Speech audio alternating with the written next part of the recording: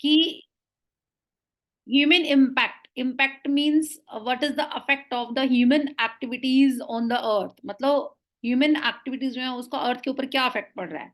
Human civilizations have been around for a paltry 12,000 years. मतलब इसने कहा कि ह्यूमन जो यहाँ पे सिविलाइजेशन हुआ, ह्यूमन सिविलाइजेशन का मतलब क्या है कि ह्यूमन धीरे धीरे प्रोग्रेस जो कर रहे हैं, have been around for a paltry. Paltry आप ये कहेंगे कि जिसको बोलते हैं आप ब्रेकिंग आफ्टर 12,000 years, मतलब बिफोर जिसको ना, आप ये कहेंगे कि लगभग 12,000 साल पहले ही जो है ह्यूमन सिविलाइजेशन स्टार्ट हुआ. Barely a few seconds on the geological clock. अगर आप जियोलॉजिकल क्लॉक की बात करें, यानी कि अर्थ को बने हुए जितना टाइम हुआ है आप उसकी बात करते हैं, तो barely means only only few seconds ही हुए हैं. And in that short amount of time we have managed to create quite a ruckus, etching our dominance over nature with our villages, towns, cities, mega cities. इसने कहा कि in that short amount of time, इसी time में, इतने छोटे time में, we have managed to create quite a ruckus. Ruckus you will say mess, जिसको बोलते हैं कि प्रॉब्लम क्रिएट कर देना, है ना. कहते हैं हमने इतना ज्यादा मेस, इतनी ज्यादा प्रॉब्लम्स, इतनी ज्यादा डिस्टर्बेंस क्रिएट कर दी. Etching our dominance. Etching means established. हमने अपना डोमिनेंस, अपना राइट जो है नेचर के ऊपर एस्टैब्लिश करना स्टार्ट कर दिया with our villages, towns, cities and mega cities. The rapid increase of human populations has left us battling with other species for limited resources. Rapid मतलब होता है बच्चे बड़ी स्पीड से, काफी तेजी से, स्पीडली जो इंक्रीज हो रही है population, has left us battling. उस वजह से हम बैटल, वॉर कर रहे हैं with the other species for the limited resources. ऐसे स्पीशीज जो कि अब हम लिमिटेड रिसोर्सेज के साथ, उनके साथ मतलब हमने शेयर कर रहे हैं. हमारे पास रिसोर्सेज डेफिनेटली क्या लिमिटेड है, और दूसरी स्पीशीज जो है वो हमें compete कर रही हैं, यानी कि हम भी उनके साथ बैटल कर रहे हैं. And the unmitigated burning of fossil fuels. Unmitigated means not controlled, मतलब आप उसको कंट्रोल ही नहीं कर पा रहे. ऐसी ज्यादा बर्निंग ऑफ फॉसिल फ्यूल्स जो है इतनी ज्यादा लार्ज अमाउंट में has now created a blanket of CO2, carbon dioxide, around the world, which is slowly but surely increasing the average global temperature. जो कि क्या किया जा रहा है, surely increasing the average global temperature, जिससे कि हमारा एवरेज ग्लोबल टेम्परेचर जो है वो कंटिन्यूसली इंक्रीज हुए जा रहा है. मैं फिर से कहूंगी कि human civilizations have been around for a paltry 12,000 years. Human civilization हुए जस्ट अभी 12,000 years ही हुए हैं, and barely a few seconds on the geological clock. और अगर हम बात करते हैं तो ये जियोलॉजिकल क्लॉक के जस्ट कुछ ही सेकेंड्स हैं. And in that short amount of time we have manage to create quite a ruckus. Etching our dominance, कहते हैं हमने इतना ज्यादा मेस क्रिएट कर दिया है. एचिंग अवर डोमिनेंस, हमने अपनी क्या कर दिए, अपनी डोमिनेंस को एस्टैब्लिश किया over the nature with our villages, town, cities, mega cities. And the rapid increase of human populations has left us battling with the other species for limited resources. और अब हमें क्या करना पड़ रहा है, डेफिनेटली अदर स्पीशीज के साथ लिमिटेड रिसोर्सेज के लिए जो है वो फाइट करना पड़ रहा है, बैटल करना पड़ रहा है. And the unmitigated burning of fossil fuels has now created a blanket of carbon dioxide around the world. और जो अनमिटिगेटेड, अनकंट्रोलेबल, इतना लार्ज अमाउंट में जो एक हम क्या कर रहे हैं, फॉसिल फ्यूल्स को बर्न कर रहे हैं, उस वजह से जो है एक CO2 का पूरे वर्ल्ड में क्या हो चुका है, एक ब्लैंकेट क्रिएट हो चुका है, which is slowly but surely increasing the average global temperature. Climate change is one of the most hotly contested environmental debates. She is saying कि यहाँ पर जो है ना क्लाइमेट चेंज, ये एक हॉटली जिसको आप कहते हैं बहुत ज्यादा quantity wise contested environmental debates, यानी कि एनवायरमेंटल डिबेट्स में कंटेस्ट होने वाला सबसे ज्यादा जो डिबेट है वो क्या है, क्लाइमेट चेंज है. ऑफ अवर टाइम, मतलब हम अपने टाइम की बात करें, तिशानी जोशी अगर अपनी बात कर रही है तो वो कह रही है एट प्रेजेंट, अभी भी हम बात करें तो एनवायरमेंटल डिबेट जो है वो सबसे ज्यादा कंटेस्टेड जो है डिबेट है. Will the west Antarctic ice sheet melt entirely. West Antarctic ice sheet जो है वो पूरी की पूरी मेल्ट हो जाएगी. Will the Gulf Stream ocean current be डिस्टर्प्टेड.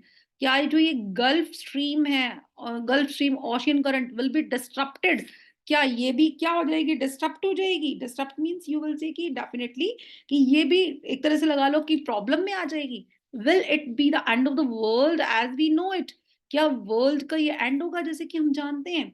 She is saying maybe or maybe not, either way Antarctica is the crucial element in this debate. Overall एक crucial element जो है हमारे सामने वो क्या आ रहा है, अंटार्कटिका आ रहा है। And not just because it's the only place in the world, ऐसा इसलिए नहीं कि वो वर्ल्ड वाइड एक ओनली प्लेस है, which has never sustained a human population and therefore remains relatively pristine in this respect। और इसने कहा कि ये जो है therefore इसलिए remains relatively pristine। प्रिस्टाइन आप क्या बोलते हैं, प्रिस्टाइन आपको बोल मतलब होता है कि एट द ओरिजिनल स्टेट, मतलब जैसे इसको बोलते हैं कि इनिशियल स्टेट में, ठीक है ना।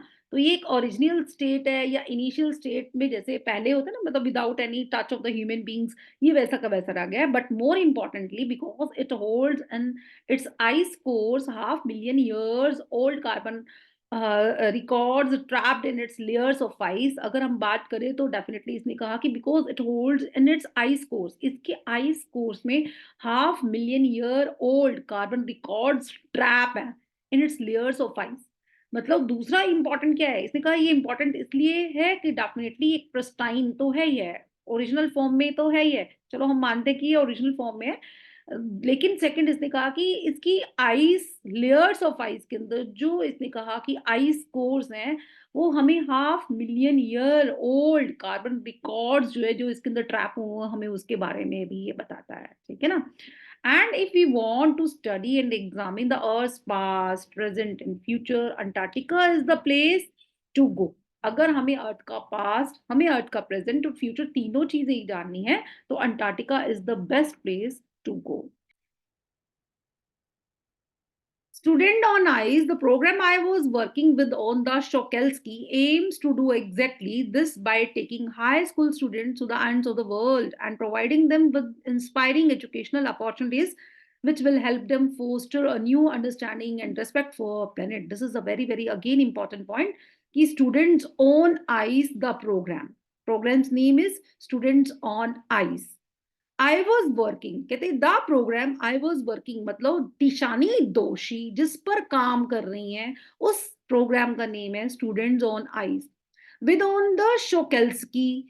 ये कैसे है, working with on the Shokalskiy मतलब शोकेल्स्की के साथ मिलकर वर्क चल रहा है इनका, शोकेल्स्की वेसल्स पर जो है कार्बिक शोकेल्स्की वेसल्स पर जा रही है।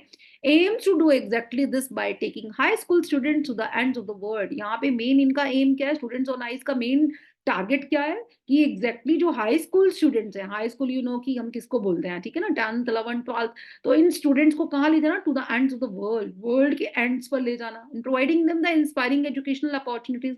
हम इनको क्या इंस्पायर कर रहे हैं भाई, एजुकेशनल अपॉर्चुनिटीज इनको गेन करने के लिए इंस्पायर कर रहे हैं which will help them to foster. Foster का मतलब होता है अडॉप्ट करना, अ न्यू अंडरस्टैंडिंग, जिससे कि ये लोग क्या करेंगे, न्यू अंडरस्टैंडिंग को न्यू अप्रोच को अडॉप्ट करेंगे and respect for our planet, और हमारे प्लेनेट की रिस्पेक्ट करेंगे। It has been in operation for 6 years now, और ये 6 years से अब तक अगर बात करते हैं तो 6 years से ये काम कर रहा है, ठीक है ना। And headed by Canadian Geoff green, और इसका जो आप ये कहेंगे प्रोग्राम का ऑर्गेनाइज करने वाला पर्सन, फाउंडर जो है वो कौन है, कैनेडियन जॉफ ग्रीन है, who got tired of carting celebrities and retired rich curiosity seekers who could have only go back in a limited way। इसने कहा कि ये थक चुके थे, ग्रीन जॉफ जो थे ना, जॉफ ग्रीन, ये थक चुके थे कार्टिंग सेलिब्रिटीज, सेलिब्रिटीज को ले जाकर, कार्ट होता है कि डेफिनेटली आप एक जगह से दूसरी जगह जब किसी को ले जाते हैं तो वहां पे इसने कहा कि सेलिब्रिटीज, रिटायर्ड रिच और क्यूरियोसिटी सीकर्स को ले जाकर थक चुके थे, ठीक है ना, जो कि क्या कर रहे थे, who could only give back in limited way, जो उनको रिस्पॉन्स बहुत लिमिटेड फॉर्म में दे रहे थे। With students on ICE, he offers the future generation of policy makers a life-changing experience। और यहाँ पर जब उन्होंने अपना प्रोग्राम किसके स्टार्ट किया, तो यानी कि फ्यूचर जनरेशन, यानी कि जो हमारे स्टूडेंट्स अभी आप लोग हैं तो ये हमारे फ्यूचर जनरेशन है, ठीक है ना। तो with the students on ice he offers the future generation of policy makers. तो इन्होंने किसके साथ अपना प्रोग्राम स्टार्ट किया, पॉलिसी मेकर्स जो फ्यूचर जनरेशन है उसके साथ। a life changing experience at an age when they are ready to absorb, learn and most importantly act. कहते हैं कि ये स्टूडेंट जो हमारे ये फ्यूचर जनरेशन आप लोग हैं, क्या ये एक इसमें लाइफ चेंजिंग एक्सपीरियंस भी हमें इस एज में देखने को मिलता है। अब what is the meaning of life changing experience? Means you are ready to absorb. आप हर चीज को जल्दी से एब्जॉर्ब कर लेते हैं, मतलब जो आपको सिखाया जाता है आप जल्दी से सीख जाते हैं। लर्न, ठीक है, आप उसको सीखते हैं, एब्जॉर्ब करते हैं एंड मोस्ट इंपॉर्टेंटली एक्ट। और सबसे ज्यादा इंपॉर्टेंट बात है कि आप उस पर एक्ट मतलब वर्क भी करते हैं, है ना।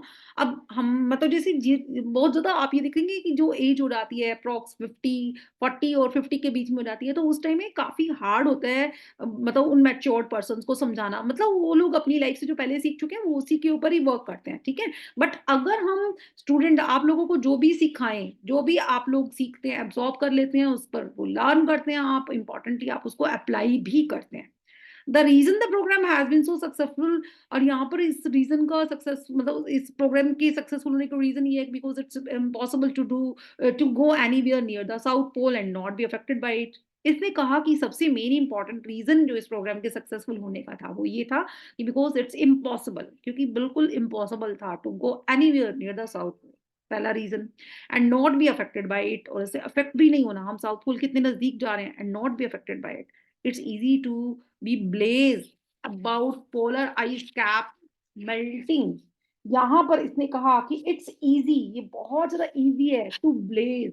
ब्लेज होता है बच्चे कन्वर्स करना, बातचीत करना, टॉक करना, ठीक है ना। इसने कहा कि पोलर आइस कैप्स मेल्टिंग, कि वो पोलर आइस कैप्स मेल्ट हो रही हैं, वी नो, हमने बुक्स में पढ़ा। कहता है कि हम बैठकर यहाँ पे टॉक कर रहे हैं, इजी है, while sitting in the comfort zone of our respective latitude and longitude। इसने कहा आप वर्ल्ड में अर्थ में किसी भी लैटिट्यूड लॉन्गिट्यूड पर बैठे हैं and you are in the comfort zone and you are talking about what की ice caps are melting, polar ice caps are melting, it's easy. But when you can visibly see glaciers retreating and ice shelves collapsing, you begin to realize that the threat of global warming is very real। इसने कहा कि लेकिन जब आप visibly आप clearly अपनी आंखों से देखते हैं कि ग्लेशियर्स रिट्रीटिंग, कि ग्लेशियर्स क्या हो रहे हैं, रिट्रीट, गोइंग बैक, धीरे धीरे वो मेल्ट हो रहे हैं, आइस शेल्स कोलैप्स हो रही हैं। यहाँ पे रिट्रीटिंग आप किसको बोलेंगे, मेल्ट होना, है ना। और आइस शेल्स क्या हो रही है, कोलैप्स हो रही है। कोलैप्स आप किसको बोलते हैं, कोलैप्स आप बोलते हैं कि डिस्ट्रॉय होना, ये जो है कॉन्टिन्यूसली डिस्ट्रॉय हो जा रही हैं। यू बिगिन टू रियलाइज, तो आप ये रियलाइज करना स्टार्ट कर देते हैं कि threat of the global warming is really really very real, ठीक है ना। ये रियली में बहुत ज्यादा हमें अब यहाँ पे रियलिटी पता चलती है।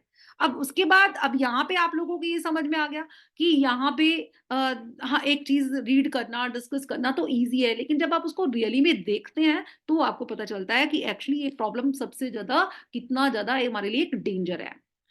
Antarctica, because of her simple ecosystem and lack of biodiversity, is the perfect place to study how little changes in the environment can have big repercussions. Antarctica, because of her simple ecosystem, Antarctica का ecosystem बिल्कुल simple है, and lack of biodiversity, यहाँ पर biodiversity का lackness है। मतलब आप लोगों को पता है बायोडाइवर्सिटी क्या होता है, rich of flora and fauna को हम क्या बोलते हैं, बायोडाइवर्सिटी बोलते हैं।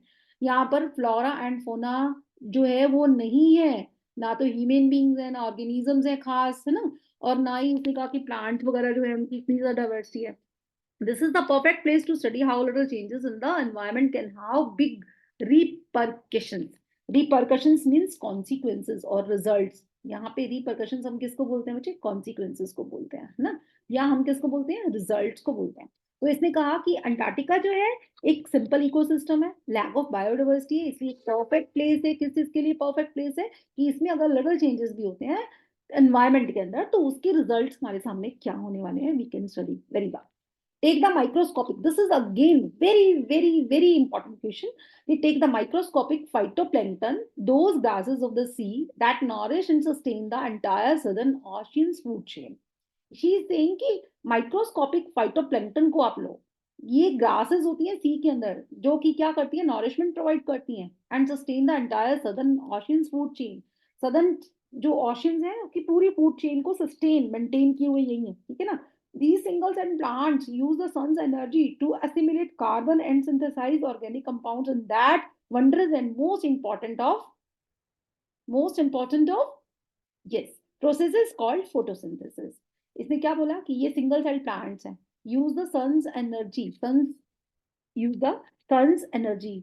ये सन की एनर्जी को किस लिए यूज करें? To assimilate, assimilate you know कि कलेक्ट करना, इकट्ठे होना, carbon and synthesize the organic compounds.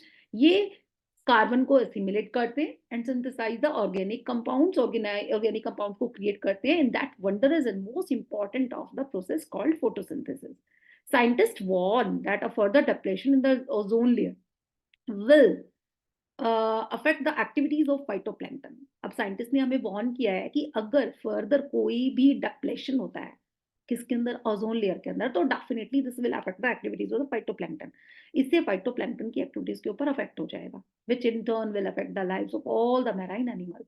जितने भी मैरिन एनिमल्स हैं उनकी लाइफ के ऊपर, यानी कि जो एक्वेटिक आप जिसको बोलते हैं, मैरिन एनिमल्स के होते हैं जो ओशियंस में रहते हैं, aquatic animals, birds of the region, इन सब की लाइफ के ऊपर इफेक्ट पड़ेगा। And the global carbon cycle, और मोर ओवर जो कार्बन साइकिल है, ग्लोबल कार्बन साइकिल, उसके ऊपर तो इफेक्ट पड़ेगा ही। And in the parable of the phytoplankton there is a great metaphor for existence. अगर हम बात करते हैं, इसने कहा है तो in the parable of phytoplankton, अगर हम फाइटोप्लैंक्टन पैरेबल की बात करें तो एक बहुत ही ग्रेट मेटाफर यूज किया गया है। मेटाफर आप लोगों को पता है कि किसको बोलते हैं? Comparison for existence. जैसे इसने क्या कहा कि take care of small things and the big things will fall into place. कि अगर हम छोटी छोटी चीजों की केयर करते हैं तो बिग चीजें, बिग थिंग्स होती हैं, अपने आप ही सिस्टमेटिकली वो सिस्टम में आ जाती हैं। तो ये वाला क्वेश्चन जनरली पूछा जाता है। अभी पीछे जो स्कूल्स में प्री बोर्ड हुए हैं बच्चों के, उसमें ये क्वेश्चन पुट किया गया था, long question, take care of the small things and the big things will fall into place, explain how.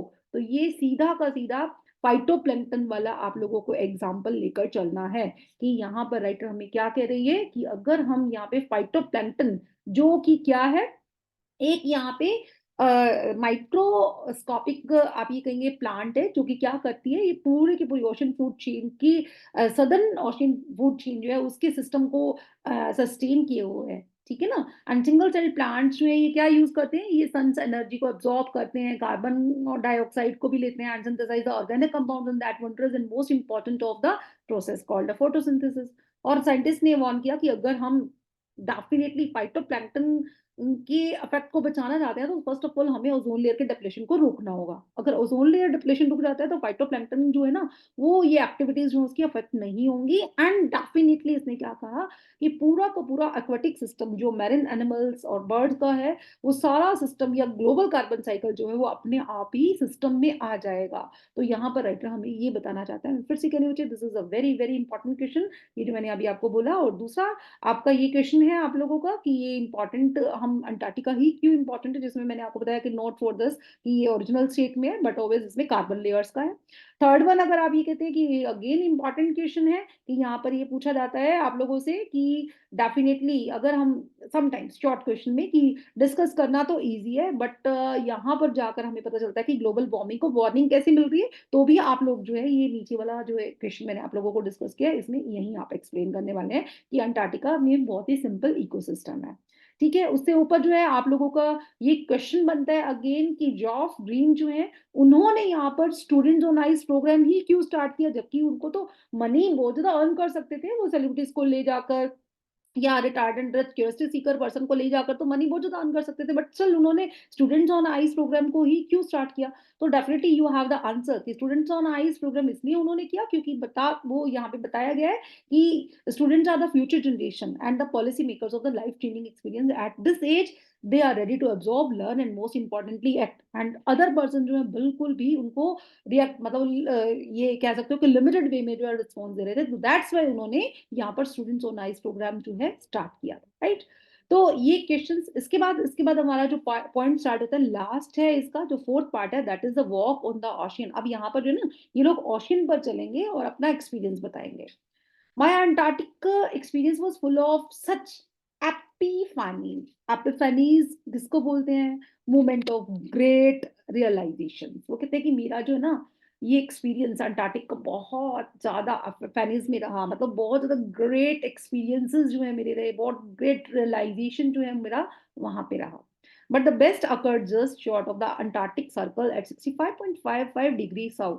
लेकिन उन्होंने कहा कि इतने ज्यादा मेरे मतलब मोमेंट्स थे कि मैं जो मेमोरेबल है, बट जो सबसे मेन इंपॉर्टेंट था वो क्या था कि just short of the Antarctic circle वो क्या था, 65.55 डिग्री साउथ पे था.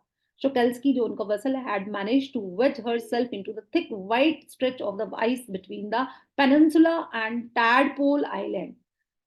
अंटार्कटिक की ये अंटार्कटिक सर्कल पर है, और जो इनका वेसल है बच्चे, वो कहीं ना कहीं वेज. वेज का मतलब क्या होता है? वेज का मतलब होता है कि जब आप एक छोटे से प्लेस के अंदर, मतलब आइस, इतनी आइस है उसमें थोड़ा सा वाटर है, तो उसमें पानी के बीच में जाना, ठीक है, ये कहीं ना कहीं अपने आप को वहां पर छोटे से प्लेस पर, मतलब वेसल गया into a thick white stretch of ice, जिसमें बहुत ज्यादा आइस फैला हुआ था between the peninsula and tadpole island, which was preventing us from going any further. और यहाँ पर जब हम पानी में गए उसके बाद आगे पैसेज जो है वो हमें अलाउ नहीं कर रहा था, means there was just only, you will say, ice. तो they can not go further.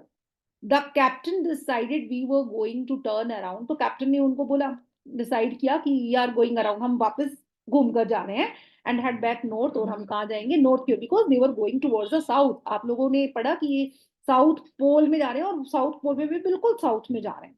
सो अब कैप्टन ने क्या बोला कि आगे बहुत ज्यादा आयस है and they could not go further, so they were coming back towards the north. But before we did, we were all instructed to climb down. लेकिन हम टर्न करें और नॉर्थ क्यों जाएं, उससे पहले हमें इंस्ट्रक्ट किया गया to climb down. To climb down means नीचे आ जाओ. कहाँ पे आ जाओ? The gangplank and walk on the ocean. अभी गैंग प्लैंक क्या होता है? जब आपको पता है कि शिप इतने हाईएस्ट, मतलब इतने टॉल होते हैं, तो बट ऑलवेज उससे नीचे उतरने के लिए क्या चाहिए? स्टेयर्स चाहिए. जैसे प्लेन से आप नीचे उतरते हैं तो क्या होता है? गैंग प्लैंक से उतर के आते हैं, ठीक है ना. तो सेम वैसे ही यहाँ पे था कि हमें क्या कहा गया कि गैंग प्लैंक मतलब स्टेयर से नीचे उतरो and walk on the ocean.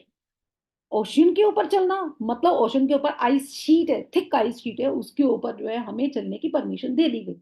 So there we were. इतना इंपॉर्टेंट उसने कहा कि एक्सपीरियंस हमें देखने को मिल रहा था कि वहां पे हम ओशन के ऊपर चल रहे थे. इतना वास्ट, इतना डीप सी, अगर देखते हैं तो इतना पानी होता है कि रोंगटे खड़े हो जाते हैं. तो उस ओशन के ऊपर हमें चलने की परमिशन दी गई. There we were all 52 of us. मतलब कितने मेंबर्स है टोटल? 52 मेंबर्स हैं. kitted out in Gore-Tex and Glares. kitted out मतलब हमें एक किट प्रोवाइड की गई कि तुम्हें क्या लेकर चलना है? Gore-Tex एंड ग्लेयर्स लेकर चलने हैं. ग्लेयर्स किसको बोलते हैं? ग्लेयर्स बोलते हैं गोगल्स को. Gore-Tex एंड ग्लेयर्स मतलब हमें गोगल्स लेकर चलने हैं और हमें गोरटेक्स लेकर चलने हैं. गोरटेक्स आप ये कह सकते हैं जिसको एक तरह से टाइप ऑफ शूज, ठीक है, और एक मोटा कपड़ा जो कि क्या होता है, जो वाटर प्रूफ होता है. Walking on a stark whiteness. और हमें कहाँ चलना था? बहुत ज्यादा वाइटनेस के ऊपर. That seem to spread out forever. ऐसा लग रहा था कि सदियों से फैला हुआ था. Underneath our feet was a metre thick ice pack. और हमारे फीट के नीचे जस्ट क्या था? A metre thick, 1 metre approx ice pack, ठीक है. Underneath our feet was a metre thick ice pack. 1 metre जो है थिक आइस पैक था. एंड अंडरनीथ, 1 मीटर के जस्ट नीचे क्या था? कहते हैं कि 180 metre of living breathing salt water. और उसके नीचे 180 metre, 180 metre living breathing in salt water. मतलब पूरा लाइफ हमें दिखाई दे रही थी ओशियंस की. And in the periphery creditor seals were stretching and sunning themselves on ice floes, much like stray dogs will do under the shade of a banyan tree. और यहाँ पर इसने कहा कि in the periphery, periphery surrounding में हमें क्या दिखाई दे रहा था? क्रैब ईटर, क्रैब को खाने वाली सील्स थी वहां पे. सील्स आपको पता है कि क्या होती है ना. सील्स थी वहां पे, वर स्ट्रेचिंग, फैली हुई पड़ी हुई थी, एंड सनिंग दमसेल्स, और वो अपने आप को सन दे प्रोवाइड कर रही, धूप सेकना, सन बास्किंग कर रही थी on the ice flows. Ice की जो फ्लोज वहां पे थी, आइस की जो एक पूरी की पूरी शेल्व्स वहां पे पड़ी हुई थी, तो उसके ऊपर वो ऐसे स्ट्रेच थी और अपने आप को सन बास्किंग करवा रही थी. मच लाइक स्ट्रे डॉग्स, ऐसे जैसे हमारे यहाँ स्ट्रे डॉग्स होते हैं, ठीक है ना, will do under the shade of a banyan tree. जब उनको छाया में आना था ना बैनियन ट्री में, तो ऐसे कैसे पूरे के पूरे डॉग्स जो होता है गली के, तो सारे एक ही जगह इकट्ठे हो जाते हैं, तो वैसे ही वो वहां पे सील्स थी. It was nothing short of a revelation. Everything does indeed connect. कहते हैं कि it was nothing short of revelation. reveal, show करना. कहते हैं मैं ये बताने के लिए, short of revelation, मैं ये समझाने के लिए तो मैं नहीं कर रही, ये बताने के लिए कर रही हूँ कि everything does indeed connect. हर चीज जो है वो connect है.